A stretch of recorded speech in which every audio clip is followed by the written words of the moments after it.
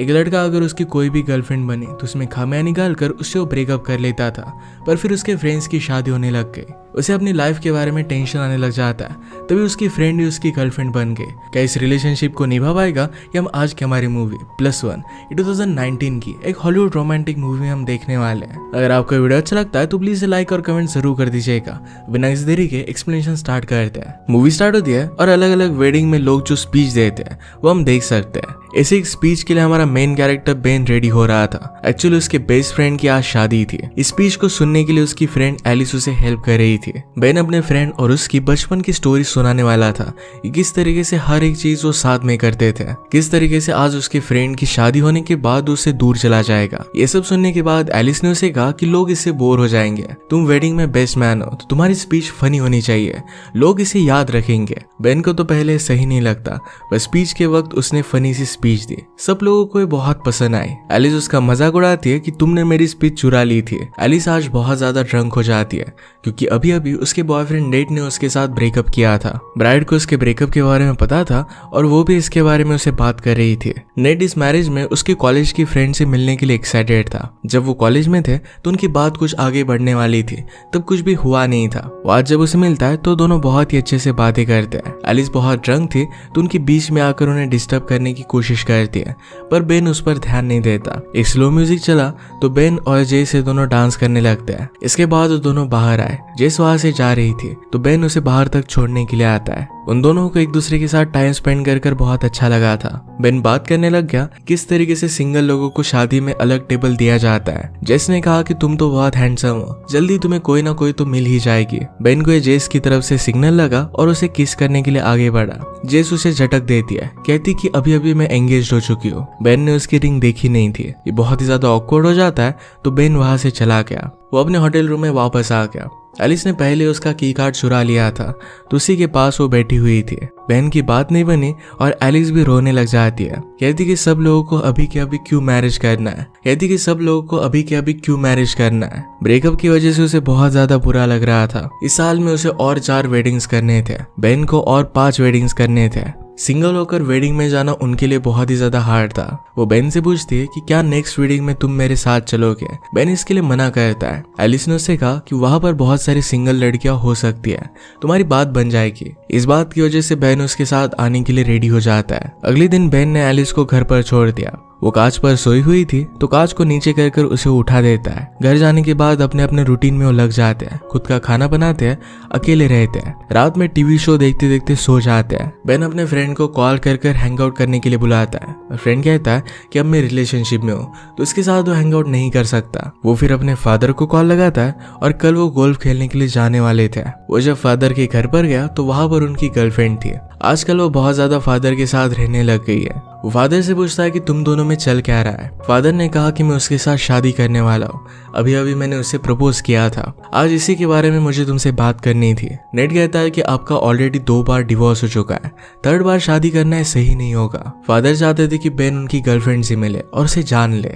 Ben कहता है कि इस वीकेंड में मैं एलिस के साथ मैरिज के लिए जा रहा हूँ, शायद बाद में कभी उसे मिल लेगा। अब हम उसी वेडिंग को देखते हैं। बहुत ज्यादा बारिश चल रही थी और सब लोग घर आ रहे थे। बेन एलिस से कहता कि तुमने तो मुझसे कहा था कि तुम अपनी फ्रेंड से मुझे मिलवाओगी, पर ऐसा कुछ भी हुआ नहीं। बुरी वेडिंग में किसी भी लड़की के साथ मेरा कुछ भी रोमांटिक सा मूवमेंट हुआ नहीं। एलिस कहती कि ये क्या होता है। बेन कहता है कि जैसे मूवीज में दिखाते हैं कि आप बुक स्टोर में गए और वहां पर किसी से मिले और उसी के साथ पूरी जिंदगी बिताते हो। एलिस इन सब चीजों पर थोड़ा सा भी बिलीव नहीं करती थी, पर उससे पूछती है कि वो मेरी फ्रेंड है, क्या तुम्हें अच्छी लगती है। बेन को अच्छी लगी थी।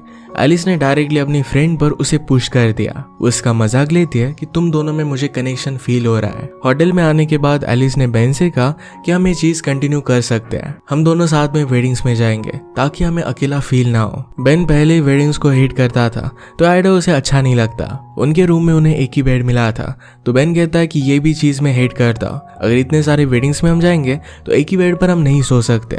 सोते वक्त वो बेन के साथ कडल करना चाहती थी। बेन कहता है कि अगर मैं तुमसे अट्रैक्टेड हो गया तो प्रॉब्लम हो जाएगी, और अगर मैं तुमसे अट्रैक्टेड फील नहीं करता तुम्हें और भी ज्यादा बुरा लगेगा। एलिस कहती कि हर एक चीज को तुम इतना सोचते क्यों हो। वही फिर उसे हक कर लेती है। इसके बाद हम देखते हैं कि बेन ने एलिस का प्रपोजल मान लिया था। वो दोनों मिलकर अलग अलग वेडिंग्स में जाने वाले थे। नेक्स्ट वेडिंग में वो पहुंच जाते हैं। बेन ने ऐसा होटल रूम लिया जहाँ पर 2 बेड्स हो। नेक्स्ट सीन में एलिस पूल के पास बैठी हुई थी और बेन स्विमिंग पूल में था। एक छोटा लड़का बेन के साथ खेलने लग जाता है। एलिस उस लड़के की मदर से बात करने लग गई। उस मदर को लगता है कि एलिस बेन को डेट कर रही है।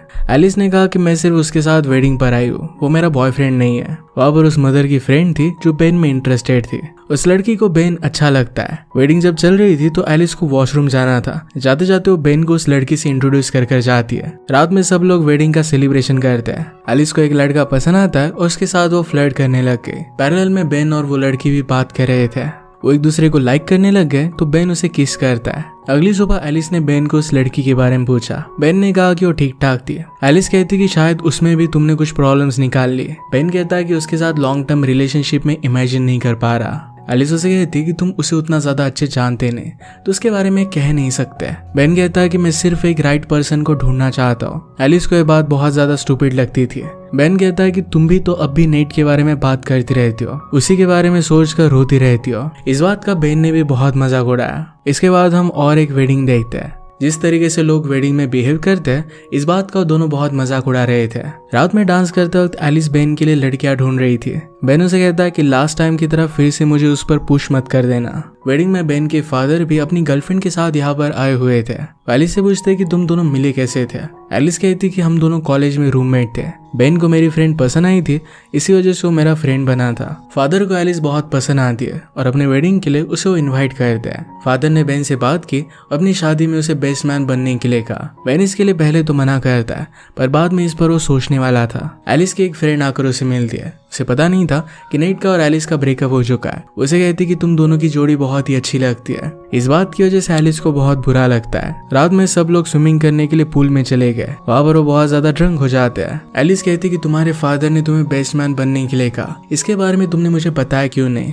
बेन कहता है कि ये सब मुझे बहुत ही ज्यादा वियर्ड लगता है, इसके बारे में बात करना बहुत ही अनकंफर्टेबल है। फादर ने मदर के साथ डिवोर्स कर हमारी फैमिली को बर्बाद कर दिया। अब वो फिर से शादी कर सब कुछ ठीक करना चाहते हैं। ये सब बातें उसे अच्छी नहीं लगती। एलिस कहती कि मेरे मदर और फादर अब भी एक साथ है पर एक दूसरे को बहुत ही ज्यादा हेट करते हैं। कभी भी वो अच्छे से एक साथ बैठ नहीं सकते। एटलीस्ट तुम्हारे पेरेंट्स एक दूसरे से दूर होकर खुशी ढूंढना चाहते हैं, एक बहुत ही अच्छी बात है। बेन को एलिस के लिए बुरा लगता है और उसे हक कर लेता है। वो दोनों बहुत देर तक बातें कर रहे थे और स्विमिंग पूल में कोई भी नहीं था। उनकी होटल तक की राइड वहां से चली गई थी। वो दोनों फिर वॉक करते हुए घर आ रहे थे। एलिस को फूलों का शॉप देखता है, उसे फूल बहुत पसंद है। बेन कहता है कि मुझे फूलों का कंसेप्ट ही अच्छा नहीं लगता, वो बहुत ही जल्द मुरझा जाता है, तो उन्हें बाय करने का फायदा क्या है। एलिस कहती है कि जब आपको कोई फूल देता है तो आपको बहुत अच्छा फील होता है, ये फीलिंग ही बहुत इंपॉर्टेंट होती है। होटल से जाने का शॉर्टकट सेमेटरी से गुजर रहा था। एलिस घोस्ट पर बिलीव करती थी, कहती है कि हमें हमारा नाक बंद कर वहां से भागना चाहिए। वो दोनों भागते भागते एलिस नीचे गिर जाती है। बेन उसे उठाने के लिए आया। वो दोनों करीब आ गए और फिर वहीं पर इंटीमेट हो जाते हैं। सुबह होने पर वो घर के लिए निकल पड़े। कल रात की वजह से उन दोनों में कुछ ऑकवर्डनेस था, वे इसके बारे में वो बात नहीं करते। वो घर पर पहुंचे तो बेन ने खुद गाड़ी से उसका बैग निकाल दिया, ऐसा वो कभी भी करता नहीं था। एलिस ये सब ऑकवर्डनेस समझकर उसे कहती है कि कल रात की बात हमसे सिर्फ एक मिस्टेक होगी, ऐसा समझकर हम भूल जाएंगे। बेन भी इस बात से एग्री करता है। इसके बाद एक वेडिंग के लिए बेन अकेला गया। थोड़ी देर में एलिस वहां पर पहुंच जाती है। उसने कहा कि उस रात के बाद हमने बात ही नहीं की थी। वो दोनों एक ही रूम बुक करते हैं। बेन ने उनके रूम में ऑलरेडी शैंपेन रखी हुई थी। इसके बाद वो दोनों अपने फ्रेंड से बात करने के लिए गए। फ्रेंड समझ जाते हैं कि एलिस और बेन के बीच में कुछ ना कुछ तो हुआ है। इसका बहुत मजाक उड़ाते हैं। एलिस बेन से पूछती है कि क्या सब कुछ ठीक है। बेन ने कहा कि मेरे फादर की वेडिंग में क्या मुझे बेस्ट मैन बनना चाहिए। एलिस उसे कहती कि तुम्हारे फादर को तुम्हें हाँ कह देना चाहिए, बाकी सब कुछ ठीक हो जाएगा। बेन उसे कहता है कि उस रात के बारे में मैं सोच रहा था, उनमें जो भी हुआ था ये बेन को अच्छा लगा था। एलिस भी कहती कि मुझे भी तुम्हारे साथ बहुत अच्छा लगता है। इसके बाद वो दोनों इंटीमेट हो जाते हैं। अब वो एक कपल बन चुके थे। अगली सुबह बेन उसे कहता है इस बार हम 1-2 दिन ज्यादा रह सकते हैं ताकि वो एक दूसरे के साथ टाइम स्पेंड कर सके। यह आइडिया एलिस को बहुत अच्छा लगा। इसके बाद वो दोनों मिलकर वेडिंग को एंजॉय करते हैं। उन्होंने अपनी एक ब्यूटीफुल रिलेशनशिप स्टार्ट की, अपने मोमेंट्स को एंजॉय किया। इसके बाद कुछ टाइम गुजर चुका था और हम और एक वेडिंग देखते हैं। इस बार ये वेडिंग एलिस की सिस्टर की थी। एलिस की मदर बेन से बात कर रही थी, कितने सालों तक तुम एक दूसरे के साथ हो, तुम तो एलिस से बहुत पहले से प्यार करते होंगे। बेन उन्हें समझाने की कोशिश करता है कि अभी अभी उनकी रिलेशनशिप स्टार्ट हुई है, पर एलिस के पेरेंट्स को लग रहा था कि वो बहुत सालों से रिलेशनशिप में है। इन सब से एलिस बेन को बचा लेती है। इसके बाद वो रात में एक साथ थे। एलिस के फोन पर उसके एक्स बॉयफ्रेंड नेट का मैसेज आता है। इस बात से बेन जरा अपसेट हो गया। वो एलिस से इसके बारे में कहता है, पर एलिस नेट को रिप्लाई नहीं देने वाली थी। वह थी कि अब मैं तुम्हारे साथ हूँ और यही मेरे लिए इनफ है। उसके साथ आज रात इंटीमेट होना चाहती थी, पर बेन का मूड चला गया था। अगली सुबह एलिस के फादर के साथ मिलकर बेन कुछ फोटोग्राफ्स लगा रहा था। इन फोटोग्राफ में एलिस और नेट की भी एक फोटोग्राफ थी। फादर इसके लिए उसे सॉरी कहते हैं। सब लोग जिस तरीके से नेट को प्रेशराइज कर रहे थे, इसके लिए एलिस ने उसे सॉरी कहा। नेट कहता है कि ये सब चीजें ठीक है। इसके बाद और कुछ टाइम गुजर गया। उनके और एक फ्रेंड की शादी थी। बेन चाहता था कि वो अपने फ्रेंड्स को खुद अपने हाथों से गिफ्ट दे। वैसे सब लोग अपने गिफ्ट्स कुरियर कर देते थे। बेन जब खुद लोगों को गिफ्ट देता है तो उनके फेस की स्माइल देखना उसे बहुत ही अच्छा लगता है। वेडिंग में जाने के लिए वो जरा लेट हो जाते हैं। एलिस को याद आया कि वो गिफ्ट लाना भूल गई थी। उसने अपने ही घर पर वो रखा हुआ था। ऑलरेडी वो लेट हो चुके थे, तो एलिस के घर पर जाकर फिर गिफ्ट लाना ये इम्पॉसिबल था। इस बात की वजह से बेन एलिस को बहुत बोलता है। एलिस ने कहा कि उन लोगों की शादी हो रही है, तुम्हारे गिफ्ट की वजह से उन्हें कुछ भी फर्क नहीं पड़ेगा। उसे बैड फील करा रहा था, तो इसके बारे में उसे बता देती है। बेन इस सब्जेक्ट को छोड़ नहीं पाता। उन्होंने जाकर अपने फ्रेंड्स को कॉन्ग्रेचुलेशंस किया। एलिस मजाक करती है कि मैंने आपके लिए गिफ्ट लाया था, पर बेन ही उसे भूल गया। बेन इस बात से और भी ज्यादा गुस्सा हो जाता है। वहां पर एक जगह पर हेड्स वगैरह लगाकर फोटो ली जा रही थी और एक वेडिंग में उन्हें इन्वाइट किया गया था। एलिस इसके बारे में बेन से पूछती है, तो बेन ने कहा कि वहां पर मैं नहीं आने वाला। एलिस कहती है कि वहां पर मैं अकेली नहीं जा सकती, तुम्हारा मूड खराब है, इसी वजह से तुम मुझे मना कर रहे हो। इस बात पर बेन बहुत ज्यादा गुस्सा होकर उस पर चिल्ला पड़ता है। सब लोग उन्हें देखने लग गए थे। इसके बाद वो वहां से चला गया और नीचे एलिस का वेट करने लग गया। एलिस नीचे आकर उससे कहती है कि तुम इतने टाइम तक यहाँ पर कर क्या रहे थे। बेन कहता है कि कुछ चीजों को लेकर मैं सोच रहा था। एलिस इसके बारे में उसे पूछती है, पर बेन बता नहीं रहा था। उसके प्रेशराइज करने पर बेन ने कहा कि मैं हमारे बारे में सोच रहा था। हम दोनों एक दूसरे के बहुत ही अच्छे फ्रेंड्स थे और अचानक से रिलेशनशिप में आ गए।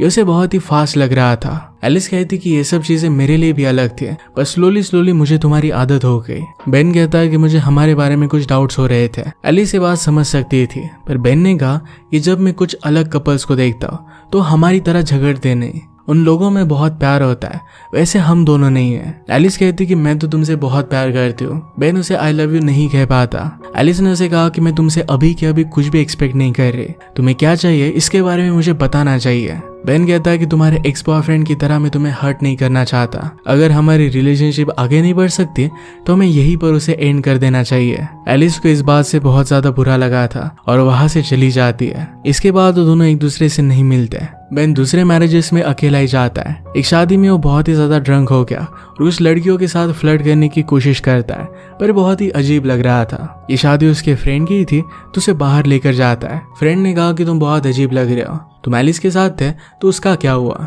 बेन ने कहा कि जिस तरीके से तुम अपनी वाइफ से प्यार करते हो, मैं उस तरीके से उसे प्यार नहीं कर सकता था, इसी वजह से हमने ब्रेकअप कर लिया। उसका फ्रेंड उसे कहता है कि तुम ये सब समझ कैसे सकते हो कि मेरे और मेरी वाइफ की रिलेशनशिप एकदम परफेक्ट है। क्या तुम हमेशा हमारे घर में कैमरेज लगा कर रखते हो? हर एक रिलेशनशिप में बहुत सारे प्रॉब्लम्स होते हैं, एक परफेक्ट प्यार कभी भी तुम्हें मिलता नहीं। बेन कहता है कि फिर शादी वगैरह करने का पॉइंट ही क्या रहता है। उसके फ्रेंड ने उसे कहा किसी से आई लव यू कहना है बहुत ही अच्छा लगता है, जब वो पर्सन फिर से तुम्हें आई लव यू कहता है तो फीलिंग बहुत ही अच्छी होती है। ये शादी वगैरह ये सब इवेंट्स बहुत ही अच्छे लगते हैं, इसके बिना जिंदगी वर्थ इट नहीं है। तुम हमेशा अलग अलग ऑप्शन चूज करते रहते हो। आइसक्रीम शॉप में जाकर तुम्हें हर एक फ्लेवर को चूज करना है जो सही नहीं होता, वैसे पर्सन को कोई भी लाइक नहीं करता। इस बात पर बेन ने बहुत सोचा। वो रियलाइज करता है कि एलिस के साथ उसकी रिलेशनशिप बहुत अच्छी थी। नेक्स्ट वेडिंग में उसके लिए फ्लावर्स बाय करता है। जब एलिस वहां पर आई तो अपने एक्स बॉयफ्रेंड के साथ वहां पर आई थी। एलिस ने पूछा है कि फ्लावर्स किसके लिए है। बेन ऑकवर्ड हो जाता है और किसी और को फ्लावर्स दे देता है। बाद में अकेले में उसने एलिस से बात की।